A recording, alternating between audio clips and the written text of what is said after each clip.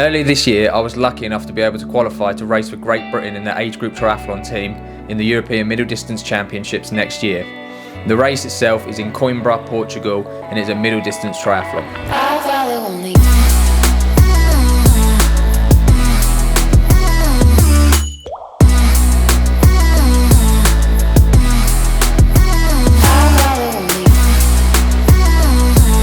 I'm Lewis, a very average triathlete, but was lucky enough this year to put together a decent enough race to basically qualify to race for Great Britain next year in the European Middle Distance Champs. The race is in Coimbra in Portugal at the end of June, which means I've got 6 months to get in the best shape I've ever been in, which is going to be a challenge, but I'm up for it. This series is basically going to be a weekly series documenting the ups, the downs, the lessons I learned, the small changes in equipment and everything that I make basically. This past week has been a recovery week. I had a 3-week block leading into it. That's probably, I would say, the first block of training that I've done in preparation for these next races. Monday, I had a full rest day, basically had the feet up on the sofa, staying well hydrated and fueled up to basically aid the recovery day and also the training going forward. Some ups and downs of this week. I've had some really good sessions. I've had some not so good sessions. That tends to be training. You have good and bad days. One day to make note of that was really good, and surprisingly good actually, was a bike session. I had an FTP and Zone 5 session. For those of you who don't know, your FTP is your functional threshold power. I've done videos on this in the past, so you can go back and watch them. It basically helps set your zones to give you a bit of context, and the FTP is usually around your threshold, what you can hold for an hour, a lot of people say. Mine's 310 watts, which means my Zone 5 is 340 watts. I'll put up the session somewhere here so you can see it. It ended up being a surprisingly good one. One thing to note that I changed on the bike this week is I've been having some knee, I wouldn't say injury or too much of an issue, but a bit of uncomfort, I suppose, in my knee. I think it could have been because I've been using these Favero Asioma Duo She pedals. I changed them over midway through this year. The Q factor, I can't remember what the value is, but I'll pop it up so you can see it's a huge difference compared to the normal Shimano pedals, which means your feet are slightly further outside the bottom bracket. I think this might be causing my knee issues because I've swapped them over for that Zone 5 FTP session. It felt a lot better. It felt a lot easier or comfier to put out power. I don't know if I was just having a good day or it was the pedals, but I thought I'd make note of it anyway. I'm going to carry on testing and going back to the normal Shimano pedals and see how some maybe longer rides feel and stuff like that. But it could be a start basically to figuring out that issue. So I thought I'd make note. The pedals itself, by the way, I'm not knocking them. I think I have quite close knees, so my knees track very close to the frame. The pedals themselves and the power numbers that they give are amazing. They're very consistent. They've never really had a power drop. So yeah, the pedals themselves are really good. I can't knock them. It's just that Q factor which I think might be causing me some issues.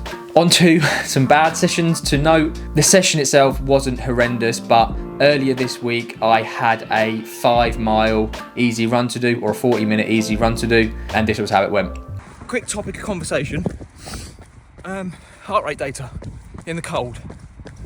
My watch seems so inaccurate. It bounces about all over the place. And you'll probably tell by my voice, I'm running easy, saying I'm near tempo. Run complete, 5.07 miles, 40 minutes on the dot. Average heart rate was in Zone 2, but definitely feels like it was still too high compared to what it usually is in the warm, but I don't know, it is what it is. Sort of cooled off a little bit, if I'm completely honest. You might have been able to tell in the last clip, but I was a little bit frustrated at that run. Not how it felt. It actually felt like my legs felt really good. The pace felt easy. It felt really easy. And I averaged a 7:55, I think, minute per mile. But I was getting more frustrated at that heart rate thing. I don't know why, but it gets to me so much. I don't know. Is it accurate? And I'm just genuinely not very fit. I averaged a 165 and my max heart rate was 178 beats per minute. And that's ridiculously high, 178. I've done runs where, actually my run last weekend on Sunday, I was running at 620 minute per mile at that same heart rate. And it's I don't know, it's just one of them things, isn't it? So yeah, not the best session. Legs, like I said, did feel good, but it was just that heart rate thing. I'm gonna get a chest strap monitor, I think. Thank you for all the comments as well in the last video. I made a video on it. I probably should have said that up here, which you can go and watch if you want to see the full day. And a lot of people said that the watch tends to be, yeah, quite inaccurate, and chest straps are a lot better to use, so I'm definitely going to get one of them going forward. Something else to note was I actually missed a session. This is something that I really don't like doing. Just really don't like seeing the red on Training Peaks. Friday, basically, I had a really early start to the day. I had some really important meetings that I needed to be on for work, which meant that I had to be up a lot earlier, and it also meant that I went to bed basically thinking a lot about this meeting, which meant I didn't get the best of night's sleeps. The meeting itself, though, if anyone cares, went really well. Yeah, really exciting stuff for work-wise. Then also in the evening, I had plans to go out with my other half to go to a local Christmas market. That started at about 5:30, 6ish, and the pool times meant that I couldn't get into the pool that day in my spare time. So what I did instead was just an easy 10k run, just to get some training in. I don't like doing days unless they're planned in, of course, with no training at all. So did an easy 10k run instead, and then I managed to find that on Sunday I actually did end up making up for the swim. I had some spare time in the afternoon and noticed there was a swim session available, so went and got the session done. So not all too bad, I suppose. One other session to note, which I had a lot of fun with, is my second time ever on a gravel bike for my long rides. This winter I've decided to pick up a gravel bike. I made a video about it up here, basically because I don't like going out on my road bike in wet, horrible conditions, especially icy conditions, because it is getting that sort of weather now in the UK. It's very cold and rainy and not very nice. But a gravel bike kind of makes it a bit more fun, because you can go off-road, you can go in mud, you can go in dirt, and not worry about destroying a bike, slipping over, etc. So had a really fun 3 hours out on my bike for the second time. This is very much an ongoing sort of series where I'm learning as much as you are what to include into this. I will give you my total weekly volume and split it up into swim, bike, run, just in case you're interested. I know sometimes people can be interested in your total weekly volume and then compare it to maybe your race results and see what sort of training gets you to where.